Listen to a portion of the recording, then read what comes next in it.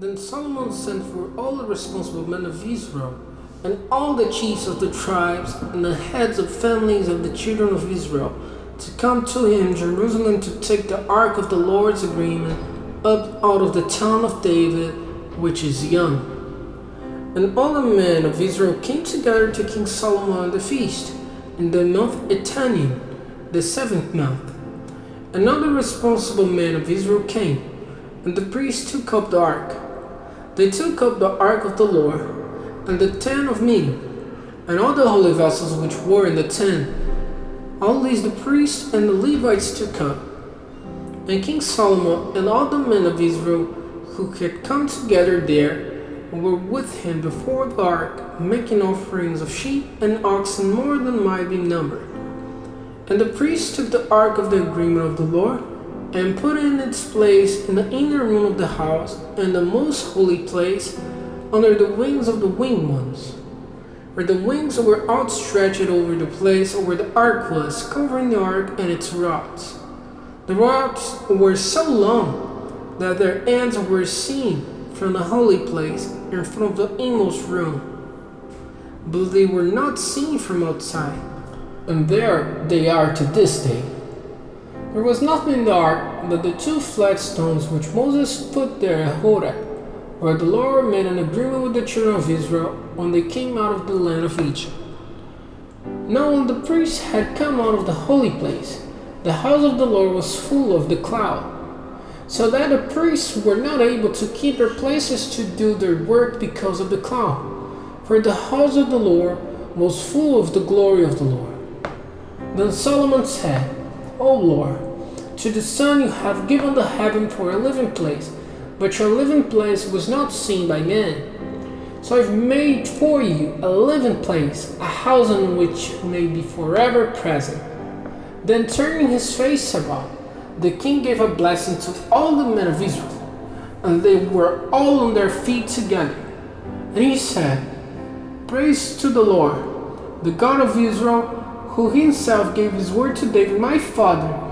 and with his strong hand has made his word come true, saying, From the day when I took my people Israel out of Egypt, no town in all the tribes of Israel has been marked out by me for the building of a house for the resting place of my name.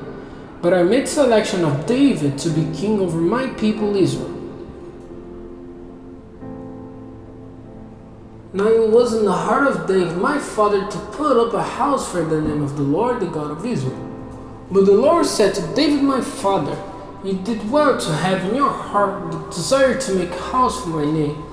but you yourself will not be the builder of my house, but your son, the offspring of your body. He it is who will put up a house for my name. And the Lord has made his word come true. For I have taken my father David's place on the seat of the kingdom of Israel, as the Lord gave his word. And I have made a house for the name of the Lord, the God of Israel. In it I have made a place for the ark, which is the agreement which the Lord made with our fathers, when he took them out of the land of Egypt. Then Solomon took his place before the altar of the Lord, all the men of Israel being present, and stretching out his hands to heaven, said, O Lord, the God of Israel, there is no God like you in heaven or on the earth, keeping faith and mercy unchanging for your servants, while they go in your ways with all their hearts. And you have kept the word which you gave to your servant David, my father. With your mouth you said it, and with your hand you have made it come true this day. So now, O Lord, the God of Israel, let your word to your servant David my father come true when you said, You will never be without a man to take his place on the seat of the kingdom of Israel before me, if only your children give attention to their ways, walking before me as you have done. So now, God of Israel, it is my prayer that you will make your word come true which you said to your servant David my father. But it's truly possible that God may be housed on earth? See, heaven and the heaven of heavens are not wide enough to be your resting place. How much less this house which I made? Still, let your heart be turned to the prayer of your servant, O Lord God, and to his prayer for grace. Give ear to the cry on the prayer which your servant sends up to you this day. That your eyes may be open to his house night and day, to this place of which you have said, my name will be there. Hearing the prayer which your servant may make, turning to this place. Give ear to the prayers of your servant, and the prayers of your people in Israel. When they make their prayers, turning to this place. Give ear in heaven your living place, and hearing have mercy. If a man does wrong to his neighbor, and has to take an oath, and comes before your altar to take his oath in this house, then let your ear be open in heaven, and be the judge of your servants, giving your decisions against the wrongdoer, so the punishment for his sins may come on his head, and by your decision keep him from evil him who has done no wrong. When your people Israel are overcome in war, because of their sin against you, if they turn to you again, honoring your name, making praise to you, and requesting your grace in this house, and give ear in heaven, and let the sin of your people Israel have forgiveness, and take them back again into the land which you gave to their fathers. When heavens shut up, and there is no rain because of their sin against you, if they make praise with their faces turned to this place, honoring your name and turning away from their sin when you send trouble on them, and give ear in heaven, so that the sins of your servants and of our people Israel have forgiveness, when you make clear to them the good way in which they are to go, and send rain on your land which you have given to your people for their heritage. If there is no food in the land, or if there is disease, or if the fruits of the earth are damaged through heat or water, locust or worm, if their towns are shut in by their attackers, whatever trouble, whatever disease there may be, whatever prayer or request for your grace is made by any man, or by all your people Israel, whatever this trouble may be, whose hands are stretched out to this house, give ear in heaven your living place, acting in mercy, and give to every man whose secret heart is open to you, the reward of all his ways. For you, and you only, have knowledge of the hearts of all the children of men, so that they may give you worship all the days of their life in the land which you gave to our fathers.